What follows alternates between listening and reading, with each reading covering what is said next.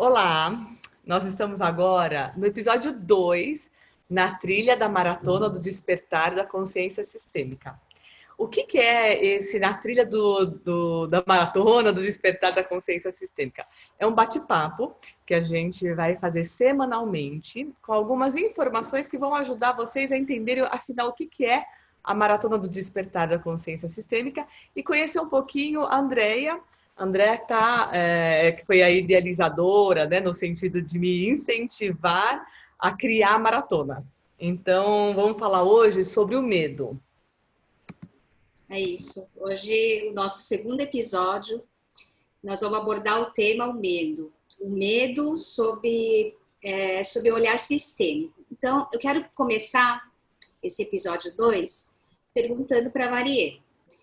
Existem muitas pessoas que assistem os seus vídeos, te acompanham nas redes sociais, se interessam profundamente pelo assunto relações sistêmicas, mas quando elas assistem de repente um vídeo que os toca profundamente e sentem no coração, poxa, eu queria fazer esse trabalho sistêmico, às vezes as pessoas param, né? Assim, tem um impulso de ir, mas alguma coisa trava e as pessoas recuam.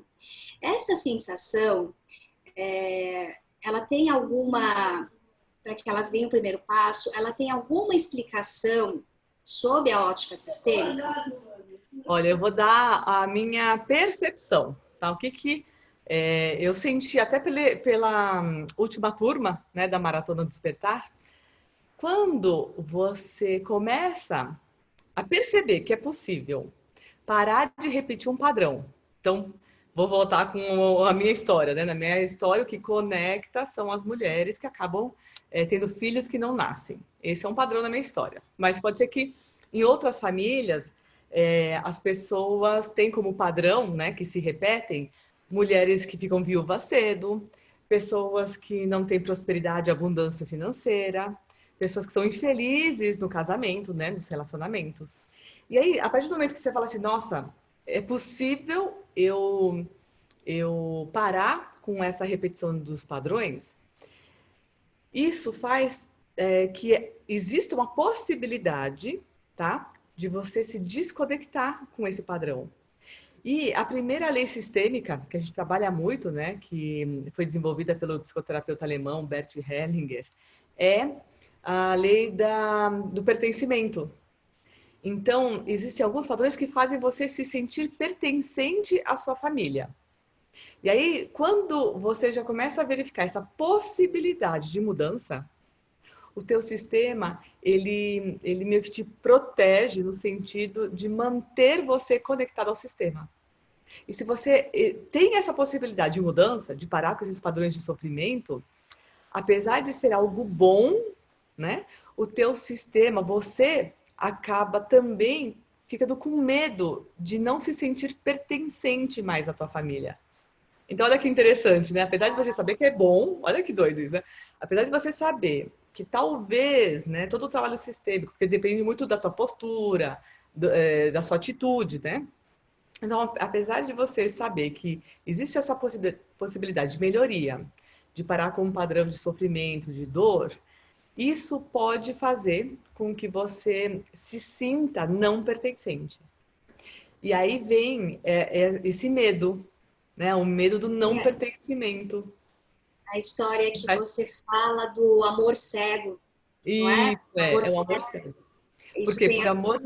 É exatamente isso. Por amor cego, você fala assim, não, deixa que eu resolvo, deixa que eu vou repetir tudo igual, né? Então, é como se você olhasse para sua mãe e falasse assim, mãe, eu te amo tanto que eu passo pela mesma dor. E aí esse amor cego faz com que você continue tendo um mesmo padrão. E por isso que talvez muitas pessoas tiveram medo, né, de se inscrever. Outras, durante a maratona, a gente conversou muito com eles e eles relataram isso. Eles falaram, nossa, no começo, de fato, eu estava insegura, eu estava receoso, né? E quando eles perceberam que a gente tem que suportar, aí vem o suporte à consciência pesada, né? A gente tem que suportar, tá bem. Então, vamos lá, faz de conta que na tua família todo mundo tem problema financeiro. E aí você tá bem, você tá feliz, né? Você tá próspera. O que que acontece? Primeiro que você acaba se sentindo não pertencente, e a gente vê isso muito nos trabalhos sistêmicos, onde a partir do momento que você começa a prosperar muito, você se afasta, é como se você não estivesse mais fazendo parte, né? Ter esse pertencimento da família. E de repente você começa a perder dinheiro, perde dinheiro nas ações na bolsa, alguém te passa a perna, rouba, você perde dinheiro, a empresa começa a ter problemas financeiros e fale, né? Tudo isso faz com que você volte a se sentir pertencente à família. Tipo, todo mundo perdeu. E aí, olha que engraçado, né? Tem gente que até fala rindo isso. Ah, meu Deus, eu perdi tudo, né? Ou pessoas que a família toda é doente. A família tem esse padrão de doença. E aí ele fala com alegria, né? Ele fala assim, nossa, eu tô com uma doença grave e tudo, e fala com maior leveza. Por quê? Porque é o amor cego, né? Então, mas É o amor isso, cego. Maria, não é consciente, né? Às vezes Não, de jeito nenhum. tem uma parte que é consciente, assim, no sentido do medo, né? Então, por exemplo, eu É, assisti um vídeo, daí, poxa, isso me tocou, eu me identifiquei com isso, eu acho que isso poderia me ajudar, mas algo, né, como eu falei, trava. Então, esse é eu senti medo. Mas isso tudo que você falou sobre o pertencimento, né, sobre o amor cego, isso não é consciente. É consciente ou inconsciente? não, não é. É porque, assim, nós temos essas três leis sistêmicas, que a primeira é o pertencimento, né? Inclusão e pertencimento. Então, todo mundo que é excluído de alguma forma da nossa família, ele quer ser visto, né? E aí, você fazer algo que mude esse teu padrão, ele automaticamente faz com que você saia um pouquinho do que é repetido na tua família. Então, você acaba evitando ser excluído. Por isso do medo. Eu evito fazer algo diferente para não ser excluído. Isso é Isso uma tudo, mas coisa. é tudo inconscientemente, assim, Não é nem. Eu não falo nem inconsciente, porque é como se fosse um campo, né? E aí o Rupert Sheldrake fala muito desse campo morfogenético, é como se você repetisse um padrão e não passa nem pela sua consciência, né? Ele é uma. É, é como se fosse algo acima da sua consciência, vamos dizer assim. Ele tem uma consciência de clã, isso. Ele tem uma consciência de clã que faz com que você repita um padrão. Então, não passa nem na sua cabeça que isso seja possível, né? isso que Você sente no corpo. eu ia te perguntar exatamente isso, que você está falando de sentimento, né? De É, sentir, né? E durante o trabalho sistêmico, as dinâmicas sistêmicas que você faz, a gente sente, né? é, Esse sentir, muita gente pergunta, né? Fala, poxa, mas tem alguma explicação? Eu tô sentindo, né? A pessoa sabe que tá sentindo alguma coisa. Mas sim. aí as pessoas perguntam, existe uma explicação científica que possa, assim, explicar, né? É. Eu acho Exatamente. engraçado porque o Bert, ele falava assim, olha, as coisas acontecem e tá tudo certo. Então ele tem um embasamento, né? Porque ele estudou várias linhas e tudo mais. Aí, no determinado momento, ele conheceu esse biólogo que chama Rupert Sheldrake, e ele parece que estava assistindo uma palestra do Bert Hellinger, e ele falou assim, eu queria falar com ele para a equipe. Aí a equipe falou, olha, tem um cientista muito conhecido, eu queria falar com você. Ele falou, olha, eu acredito que eu entenda, né? Eu saiba o que é isso que você não consegue explicar. E aí ele fala desses campos morfogenéticos, né? Ele fala que por exemplo, as pedras têm consciência. Aí você fala assim, ai, que louco, né? Como que pedra vai ter consciência, né? Então você tem a pirita, por exemplo, ela nasce todos no mesmo formato numa região, né? Aí você tem um exemplo das tartarugas, onde elas colocam o ovo naquela praia e depois, se tem o projeto do Tamar, eles colocam ovos que eclodiram na mesma praia que eles retiraram. Por quê? Porque a tartaruga ela vai voltar a colocar os ovos na mesma praia. Se você tira e coloca numa outra, eles já não conseguem voltar, né? Ou você tem nesse livro A Presença do Passado, do Rupert Sheldrake, ele fala sobre as borboletas que migravam, né? Migram de 7 em 7 anos dos Estados Unidos para o México. Então, exatamente, de 7 em 7 anos, como que ela sabe que ela precisa vir, né, fazer essa migração dos Estados Unidos para o México? Né? Então, ele fala que a natureza ela tem uma consciência que faz com que essas histórias passem de gerações em gerações. Então, por isso que eu falo que não é consciente assim, olha, aconteceu isso, aquilo, e eu vou conseguir mudar. Porque tem coisa que é muito mais forte do que a gente. Porque a gente faz parte de um sistema familiar, parte de um clã, né? Então, é essa questão de você ter essa consciência que é mais forte que você. Por isso que a gente fala do despertar da consciência sistêmica. Por quê? A partir do momento que você desperta para esses padrões, né? Você pode fazer diferente, você pode parar de repetir um padrão sem ser culpado. Né? Esse suporte à consciência pesada, porque quando você desperta para essa consciência, você pode sim mudar, mas assim, desde que você suporte também. Porque se você não suportar, você volta para o mesmo padrão. E Então, isso é que você está falando, suportar, ele tem a ver com quebrar o medo. É assim que você pode quebrar esse medo, de repente, de você fazer. é que tem um medo, que até vou voltar um passinho para trás. Tem uma questão do medo também, que a gente tem medo quando não tem a segurança, né? Então, o oposto do medo, né? Não é nem acho que a coragem, acho que é a questão da segurança mesmo. Quando a gente não acredita no amor da nossa mãe, porque a mãe é aquela que nos nutre, é a primeira pessoa que cuida da gente, que nos amamenta, né? Então, ela nos nutre, ela nos dá vida. Então, quando a gente não acredita no amor da nossa mãe, a gente tem medo. E tem um termo que o Bert chama de movimento interrompido. O que é isso? Então, quando a criança logo na infância ou nos primeiros meses, né, vamos dizer assim, ela sente que foi abandonada. Aí eu vou dar o exemplo da minha filha. Então, a minha primeira filha viva, que era gêmea, né? Então, olha só que interessante. Ela acabou, um só se desenvolveu, a outra não, né? E aí, quando ela nasceu, ela teve que ficar. Acho que vai. Você corta aí. Eu vou dar o exemplo da minha filha, da Mariana. Ela é a primeira filha viva e ela era gemilar. Então, ela já teve um momento, né? Porque uma irmã ficou e a outra não. E depois, quando ela nasceu, ela teve icterícia e teve que ficar na incubadora. E eu lembro, assim, que voltando do hospital, eu voltei, assim, chorando, porque eu falei, gente, ela ficou sozinha voltando para casa. E é uma sensação horrorosa voltar do hospital sem o bebê, né?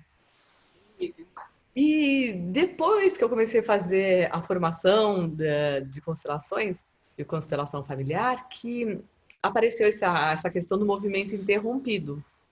O que a criança sente quando tem esse movimento interrompido? É essa insegurança. Ela tem medo de sentir aquela dor da separação de novo. Então, muitas pessoas também têm medo de se relacionar, por quê? Olha como que funciona. Eu teve um momento que eu fiquei longe da mamãe. Então, eu fico com esse medo.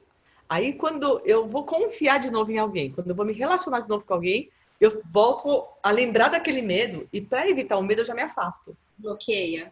Né? E o que eu faço para evitar isso? Você vai e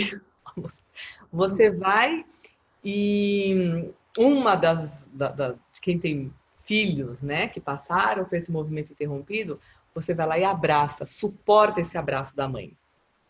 Tanto que eu até brinco com a Mariana. Eu falo assim, Mariana, vem aqui que você vai suportar o meu abraço.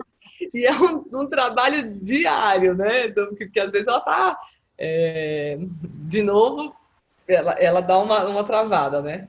Por quê? Porque é como se o próprio campo lembrasse da dor da separação e falasse, vamos fazer o seguinte, já que eu posso vir a sofrer de novo, né, que é esse medo de novo da separação, eu também já não me envolvo, não me envolvo. Então esse é um outro exemplo de medo que pode surgir. Então, não acreditar no amor da mãe por você, né? E o outro é esse movimento interrompido, né? Que você acaba sentindo essa falta e você não confia nesse amor. Então, para evitar sofrer de novo, o teu sistema já se afasta. Então tem pessoas que têm muito problema de se aproximar, de se envolver, de se relacionar. E não porque eles queiram, é porque tem essa lembrança, ela volta e faz com que você rejeite. Então, na verdade, o que você, para ver se, né, eu entendi, quando eu te perguntei sobre a questão se existe uma explicação, né, para isso que a gente sente, enfim, medo, outros sentimentos que surgem durante as dinâmicas sistêmicas. Então, você explicou sobre Rupert, né, Sheldrake, dos mórficos e tudo mais, que isso, quer dizer, ou seja, a gente guarda, é como se a gente guardasse no nosso DNA. Eu falo as lembranças. É como se fosse uma... Deixa eu pensar como eu explico de uma forma bem didática, vai. Eu não gosto de falar de memória genética, né? Eu não... Por quê? Porque a gente fala assim, ela tem uma memória genética, né? Então, por isso que a gente tem essa repetição, né? Eu gosto de um termo de Jung que fala do inconsciente coletivo. Porque a gente acessa campos que não tem como você explicar. Então, teve um ano que teve o Prêmio Nobel de Medicina, né? Eles fizeram uma descoberta, tudo, e que aconteceu no mesmo ano. E aí você fala assim, como que eles vão dar o Prêmio Nobel para 2 pessoas? Porque simplesmente aquela descoberta, e não tinha internet, assim, igual a gente existe hoje, que uma descoberta aqui é rapidinho divulgada no outro lugar, né? Eles conseguiram, naquele ano, 2 descobertas muito semelhantes, né? Então, os 2 acabaram recebendo o mesmo prêmio, porque foi descoberto naquele mesmo ano, sem eles terem contato um com o outro. Né? E o que é isso? O Jung, que foi discípulo de Freud, né? O Jung, ele fala que a gente tem esse inconsciente coletivo, onde você tem é como se as ideias ficassem pairando no ar, vamos dizer, bem forma fácil de entender, né? É como todas as ideias estivessem pairando no ar e que você pudesse ir lá e acessar essa ideia, tá? Então, por isso que alguns momentos, alguns acontecimentos, algumas descobertas acontecem no mesmo tempo, no mesmo lugar. O Rupert fala que ele nomeou como, e até como forma figurativa, não, uma forma de analogia, vai, a teoria do centésimo macaco, que na verdade não é exatamente o centésimo macaco, né? O que ele fala? Quando os macacos de uma ilha aprendem, né, a lavar a batata antes de comer, macacos de uma outra ilha que nunca tiveram contato também passam a lavar essa batata antes de comer. E você fala assim, nossa, como que isso acontece, né? Então ele fala do centésimo, mas não é porque exatamente deu o centésimo macaco lá na outra ilha também vão começar a lavar, né? Mas é um exemplo daquilo que quando você tem um padrão de repetição naquilo, né? Aquilo volta a se multiplicar e a aprendizagem é de uma forma mais rápida. Né? Então, vamos falar, relação sistêmica. Né? A gente fala muito de relação sistêmica, relação sistêmica. Eu até pensei, falei, nossa, será que as pessoas vão começar a entender o que é relação sistêmica? Né? E a gente percebe que, aos poucos, as pessoas vão falando naturalmente, tanto no curso, no dia a dia, Por quê? Porque tudo na nossa vida é relacionamento, né? São relações que começam na família, depois passam, né, no trabalho, para fora, depois que você conhece uma pessoa, você tem um outro sistema familiar, né? Você começa a se relacionar. E tudo são relacionamentos. Por isso que a gente fala de relações sistêmicas, onde a gente sempre vai ter essas 3 leis sistêmicas de Bert, que é a inclusão, o pertencimento, a ordem e a hierarquia, né? E o equilíbrio que existe nos relacionamentos e no trabalho. Acho que no módulo 3, a gente aprofunda as 3 leis sistêmicas, porque a gente falou só um pouquinho no módulo 1, eu lembro que a gente falou da sincronicidade, até da deuscidência, né? Que o Minoru muito falou, Maria, isso aqui não é sincronicidade, né? Isso aqui é deuscidência, não é coincidência, né? Que é incidência de Deus. Hoje a gente fala do medo. Eu acho que na próxima ia ser interessante a gente explicar detalhadamente o que são essas 3 leis sistêmicas, né? É que o medo, que é o tema de hoje, para mim está muito relacionado às pessoas que olham os vídeos e falam assim, nossa, eu tenho interesse, mas fica com aquele medo. Para mim, é esse medo do não pertencimento. Porque quando ele vê que existe essa possibilidade de parar de repetir esses padrões, ele fica com medo de não fazer mais parte daquele sistema familiar. Entendi. E também tem uma questão, né, Maria, que eu queria te perguntar, que também eu vejo que algumas pessoas perguntam, enfim, e que tem a ver com a questão do medo e também do sentir. Esse trabalho de relação sistêmica, ele tem alguma ligação com algum tipo, com alguma religião, porque como a gente trabalha muito a questão, esse trabalho, você fala muito de ancestralidade, né, de descendentes e tal, e aí as pessoas ficam com essa dúvida, né, se existe alguma conexão, alguma ligação com religião. Eu vou contar bem rápido, resumido, a história de Bert. Ele era um padre católico, alemão, que ele passou pela guerra, né, serviu o exército, depois ele foi fazer as missões na África. E aí ele percebeu essa repetição, né, de padrões na família, que ela faz parte da primeira lei sistêmica de ordem e pertencimento. Eu amo tanto meus ancestrais, eu amo tanto aqueles que vieram antes, que eu vou repetir um padrão. Na Bíblia, existe as maldições. Então, se você for ver na Bíblia, ele fala das maldições, né, das famílias. Se você for espírita, você vai falar assim, nossa, isso aqui é karma, né? Então, essa família tem um karma onde todos os bebês, sempre tem um na família que perde um filho, né? E o que eu falo é que essas relações sistêmicas é apenas muito amor envolvido, porque a gente ama tanto esses que vieram antes da gente, que a gente, por amor a eles, acaba repetindo um padrão, que é a primeira lei do pertencimento, né? Então, relação com alguma religião não tem, né? Eu insisto em falar, não tem relação com nenhuma religião, né? Tem essa história onde o Bert, ele foi, né, inicialmente padre, mas não foi isso que fez com que ele trouxesse nada das questões cristãs, né, para dentro da constelação. Por quê? Porque ao mesmo tempo que ele foi padre, ele percebeu, pelas análises e pelos resultados dos trabalhos terapêuticos dele, esses padrões. E ele conseguiu, muito sabiamente, né, estruturar.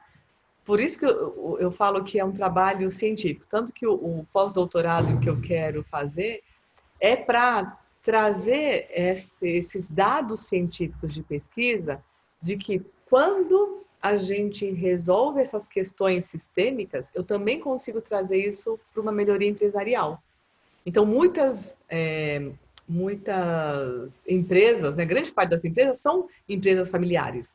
E praticamente todas começaram com uma pessoa, então o sistema desse fundador ele interfere no negócio, né? Ele interfere na empresa.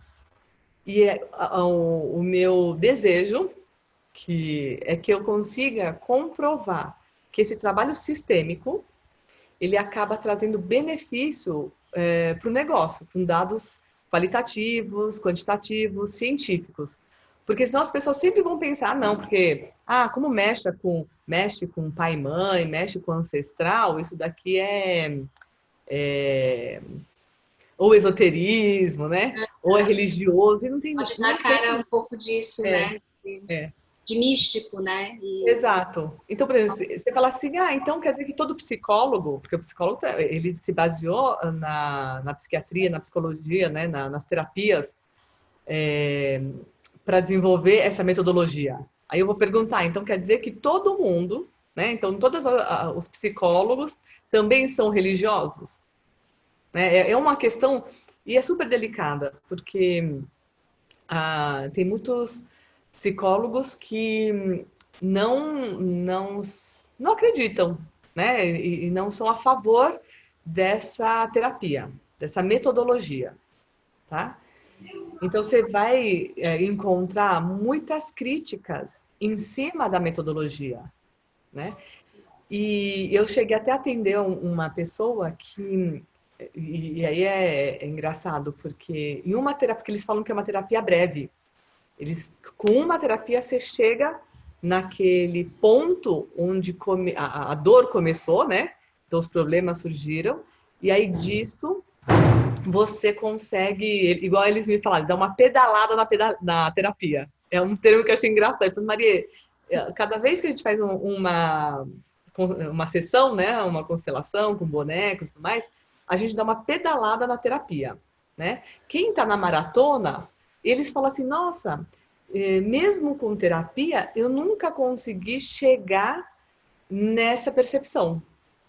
Né? Então, na maratona a gente viu uma transformação grande, até daqui a pouco a gente vai começar a ter os relatos, né? Você vê como mexe no sistema. E isso que é interessante, quando você mexe no sistema da tua família, eu estou fazendo a maratona, que foi o caso, né? A pessoa fez a maratona. E aí ela começa a trazer relatos do que começou a acontecer na família, sem o pessoal saber que ela está fazendo maratona, né? E aí você fala assim, nossa, é mágico. Não, não é mágico. Ele simplesmente começa a trabalhar no seu campo, né? Nesse espaço, né? No seu campo morfogenético.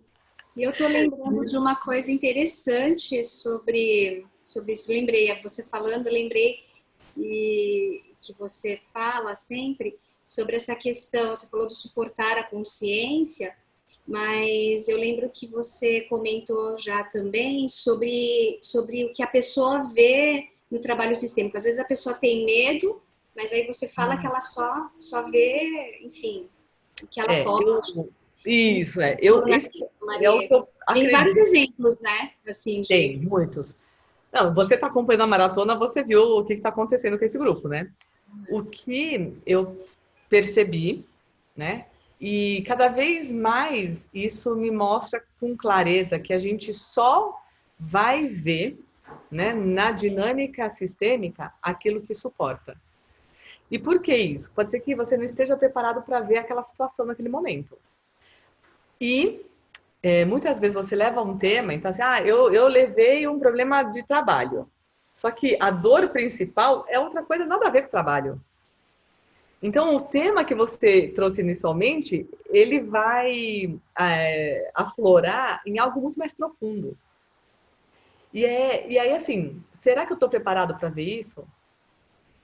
E eu vou dar alguns exemplos. A gente faz muitas lives, né? Algumas vezes a gente faz as dinâmicas e tal. Teve gente que simplesmente apagou. Maria, eu dormi, né, e voltei. Porque antes a gente não gravava as lives, né? Eu falava assim, olha, um não foi presente só para uma quem está... pessoa, né? Naquela live foi até assim, né? Foi mais de uma pessoa relatando Foi. que, nossa, eu dormi. Aí, como as pessoas foram relatando que dormiram, aí eu também dormi. Foi engraçado. É isso, sim. E mesmo no grupo, né, da maratona, tem alguns temas onde as pessoas simplesmente não conseguem participar. Puta, eu tô viajando, não sei o que lá. Não foram naquele dia. Tudo bem, porque tá gravado, então ele pode assistir depois, né? Mas é como se ele só vai ver aquilo que precisa ser visto, é isso. E também tem uma questão como se fosse uma cebola. Então a gente sai, né? A gente olha com carinho o que está na superfície, então aquilo que está mais latente, para depois começar a ver aquilo que está mais profundo. Então, quando você já tirou o que está na superfície, a casca da cebola ela vai saindo, né? E aí sim você vê com carinho aquilo que precisa ser visto. Mas sempre do teu tempo certo. Por isso que eu falo assim, alguém quer... eu vou dar a constelação para alguém. Ah, não, eu vou colocar o meu marido para fazer o curso, né? Eu falo assim, espera. Vê se a pessoa quer primeiro. Porque tudo tem o seu momento certo de acontecer, né? Eu acho que também tem a ver essa coisa que você falou da casca da cebola, de que a gente vai, né, cada vez que a gente, né, vai evoluindo nas dinâmicas sistêmicas, entendendo, compreendendo cada vez mais, a gente vai descortinando, né, que é o que você costuma falar. E eu acho que a metodologia da maratona, eu queria que até você falasse, né, sobre isso, porque eu acho que é por conta disso que você criou esse método que é mais profundo, né? A gente vê que está sendo mais profundo. E eu vou te dizer, muita gente fala assim, nossa, faz um curso para formar consteladores. Eu falei assim, não vou fazer curso nenhum para formar constelador nenhum. Por quê? O que eu entendo? Que todas as pessoas, né, conseguem se conhecer e por meio dessa metodologia melhorar a sua vida. E se eu melhoro a minha vida, eu consigo sim assim, multiplicar essa melhora para a minha vida, para os meus descendentes, para os meus filhos. Né? E isso se provou ser verdade. Né? E aí, o que eu fiz? Eu comecei com uma estrutura que a nossa base é pai e mãe, né? Depois família, mas eu pus por temas, aqueles temas de mais dor, né? Então vamos lá. Primeiro, o medo, né? Depois a gente falou sobre pai, sobre mãe, aí depois a gente falou dos relacionamentos. E os relacionamentos, a gente não tem só um, né? Tem relacionamento com o pai, com a mãe, com o filho, com o marido, né? Depois dos outros casamentos, com esse namorado, né? Então a gente blocou por temas e aí depois a gente foi trabalhando numa ordem crescente. Então foi engraçado porque as pessoas começaram com um tema, o exemplo, pai e mãe, né? Na sequência, quando foi para relacionamento, aquilo que ia ser visto, as pessoas já tinham ou sonhado, ou trabalhado, ou o marido veio e falou com elas antes, né? Então, a gente percebeu que foi uma crescente mesmo, né? Do grupo. Então, a maratona... E aí, evolução mesmo, né? O exemplo que você fala da casca de cebola, né? Começou de um jeito. isso, E tem profissionais que já são consteladores que estão dentro da maratona, porque uma coisa é a gente atender os outros, né? Mas eu acho que a gente só atende bem também alguém se a gente consegue estar bem com a gente, né? Conosco. Então, como que eu vou atender alguém se eu não estou legal comigo mesma? Né? Então, isso foi muito bacana, assim, os relatos das próprias pessoas que já são terapeutas fazendo a maratona e que eles vão poder aplicar, né? Toda a metodologia, ela está dentro da maratona. Então, se você é um terapeuta, você consegue aplicar esse conhecimento também nos seus atendimentos, né? Isso que é interessante. Você explicou bem, passou bem por todas as situações, né? Aquele primeiro medo que a pessoa tem, o medo de repente sentir, né? Porque depois tem a primeira barreira de ir até o trabalho sistêmico, aí depois está no trabalho sistêmico, opa, senti, bloqueia, senti uma coisa estranha, e aí não vai e para. Então tem diversas etapas, né? Que enfim, acho que vão sendo vencidas aí ao longo desse trabalho. É uma coisa constante, né, Maria? Assim, não é uma coisa que você vai fazer um dia, poxa, Maria, quero fazer hoje e eu vou resolver os meus problemas. Não, é uma coisa que vem gradativamente. Né? eu falo que assim, de forma bem resumida, por que que a gente tem medo, né? A gente tem medo, primeiro que todo mundo tem medo do que não conhece. Segundo medo, todo mundo tem medo de sentir. Então, olha que interessante, né? Todo mundo tem medo de sentir. É tudo que faz com que a gente veja, né, a nossa dor é o nosso primeiro medo. Então, eu não conheço, tenho medo. Eu tenho medo de sentir, entrar em contato com aquilo que estava lá morninho. Marie, eu queria te fazer outra pergunta, como uma pergunta final, né? O que você diria para as pessoas que hoje, tá, chegam até o seu trabalho, se interessam, né, mas são paradas pelo medo? Então, eu vou falar até que é um resumo de tudo que a gente já viu, né? E a gente bateu papo. Primeiro é que elas não precisam ter medo, porque elas só vão ver aquilo que estão preparadas. Para mim, isso, assim, é a primeira coisa. Então, ela só vai enxergar, ela só vai ver uma situação, ela só vai entrar em contato com aquilo que elas estão preparadas para ver. Então, não precisa ter medo de, nossa, eu vou ver alguma coisa que eu não estou preparada, né? Não precisa. A outra é dela suportar a consciência pesada, porque o sistema é claro, né? A gente já falou dos campos mórficos e tudo mais. Ele vai ficar com medo de ser excluído. Por quê? Nossa, se eu começar a me dar bem financeiramente, ter uma vida leve, estar bem nos relacionamentos, pode ser que, como a minha família é totalmente diferente disso, né? Eu vou acabar sendo excluído, não vou mais ser pertencente. É por isso que traz o medo. Então você vai suportar. Você vai suportar estar bem, você vai suportar estar num relacionamento bacana, né? Você vai suportar estar próspero, mesmo que todo mundo da tua família esteja doente e tudo mais, tá? Então, esse é o segundo medo. A outra é, vamos confiar. Confiar o quê? No amor da mãe, né? Quando a gente confia no amor da mãe, é aquilo que eu falei, a gente para de ter medo. A gente para de ter medo de se envolver. Por quê? Então, falta essa confiança no amor da mãe por nós. E é esse trabalho que a gente faz muito, né? Nas maratonas, e no trabalho sistêmico, nas constelações. E tem uma outra questão que é o preparo, né? Como que a pessoa se prepara para não ter medo ou prepara para esse trabalho sistêmico? A preparação, sabe qual é? É o seguinte, como que você sabe, a gente fez até um vídeo, né? Como que você sabe que está preparado para um trabalho sistêmico? É quando você decidiu que quer mudar. É quando você decidiu que não quer mais passar esses padrões para a próxima geração. Porque não adianta vir fazer um trabalho sistêmico e não querer mudar.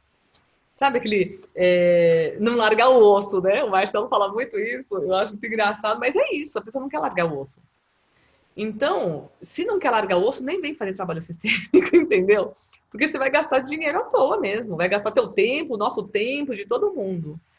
Então, para mim você não quer mudar, não quer largar o osso, eu acho melhor nem vir, porque você vai perder seu tempo, né? Você vai perder um investimento bacana, você podia fazer uma outra coisa que você queira, sabe?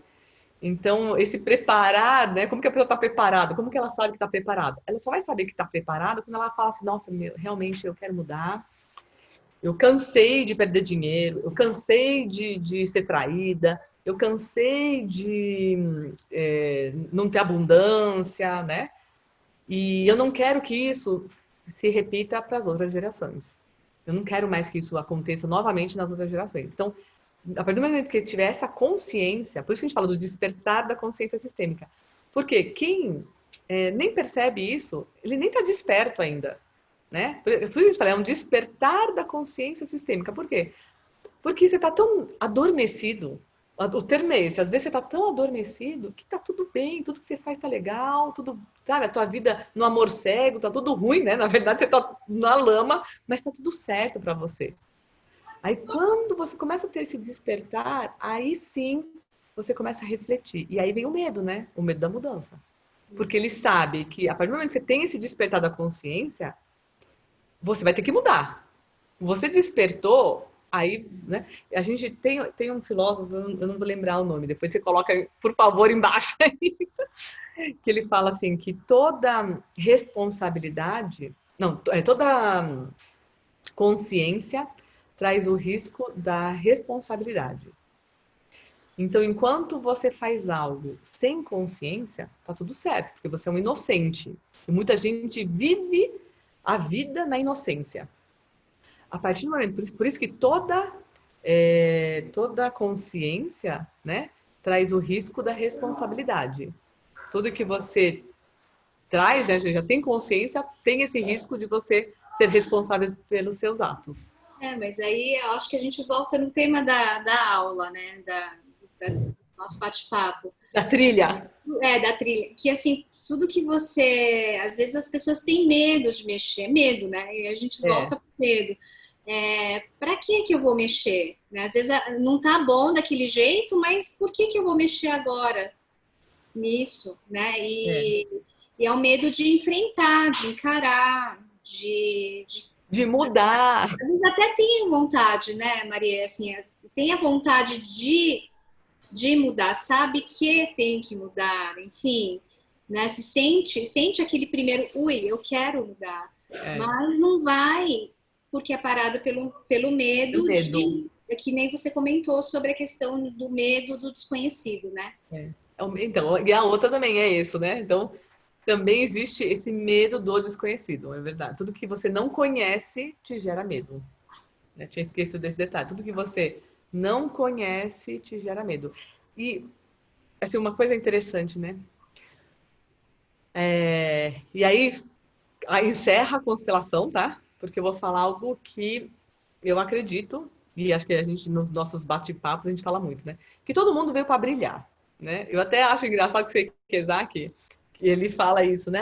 Todo mundo é uma estrela e que veio para brilhar. E eu concordo, né? Todo mundo é uma estrela que veio para brilhar.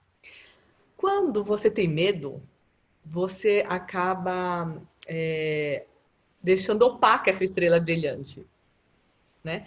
E quanto mais medo você tem, menos você brilha e mais longe você começa a ficar da sua missão e do seu propósito. A gente até vai falar mais para frente sobre missão, sobre propósito, mas é isso, assim, todo mundo é uma estrela, todo mundo veio para brilhar, né? Só que quanto mais medo a gente tem, mais distante fica da nossa missão e do nosso propósito. E aí eu estava conversando com meu marido e tal, e ele falou assim, sobre a questão do propósito. Por que tem gente que nem... Até você, né? Você também comentou isso, que tem gente que nem sabe do propósito. Por quê? Porque é uma coisa tão distante, né? O propósito, a pessoa só vai se questionar sobre o propósito da vida dela se tivesse primeiro despertar. Porque enquanto você está adormecido, enquanto você está desmaiado, você nem pensa no propósito da sua vida. Exatamente. Exato, você não vai nem pensar no teu propósito de vida, não vai nem pensar se você tem uma missão de vida, entendeu? Questionar sobre o que a gente veio realmente fazer aqui Fazer. Se a pessoa não tem esse questionamento, ainda não está naquele ponto de eu brinco, né? caminhar em direção ao seu propósito de vida, né? É por isso que eu brinco. Tem gente que está desmaiada, porque nunca nem pensou que tem um propósito maior, que tem uma missão de vida, sabe? Tem gente não, que quando dá esse primeiro, né, despertar, aí começa a se questionar. E por isso que dá medo, né? Porque quando você desperta, aí vai vir uma responsabilidade sua. Porque eu não posso mais ter aquela informação e ficar paradinho com ela, né? Agora, quando você também desperta... é um processo, né, Maria? É um processo que nem voltamos à casca da cebola, né? É isso. Vai indo, é uma crescente e é o que vem acontecendo também na turma, enfim, que a gente tem da maratona, né?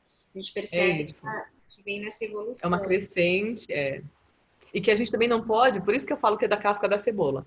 A gente não pode, desculpa a palavra, mas vomitar tudo e aí depois cada um se vira. Não é isso, né? A gente vai com doses homeopáticas, né? E nessas doses homeopáticas as coisas vão acontecendo. E por si, cada um repara o que está acontecendo. E o legal é essa troca. Porque como a gente se encontra, né, toda semana, você vê essa crescente e a troca é muito rica. Porque a dúvida de um, o que aconteceu na família de um, também está acontecendo na outra. Tem uma sincronicidade muito grande nesse grupo, né? E todos os grupos das maratonas a gente percebe isso. O grupo que se forma é muito coeso. Cada grupo certo, né? Por isso eu falo, o grupo é certo para você, né? Eles se ajudam, eles trocam as informações e parece que o grupo é certo mesmo, aquele grupo é certo, é uma egrégora, né? Um grupo certo. Então, nós nos vemos na próxima semana na trilha da Maratona do Despertar da Consciência Sistêmica. Eu sou Marie, da Relação Sistêmica, e... Eu sou a Andréia, parceira da Marie da Relação Sistêmica. Até a próxima. Beijo. Tchau.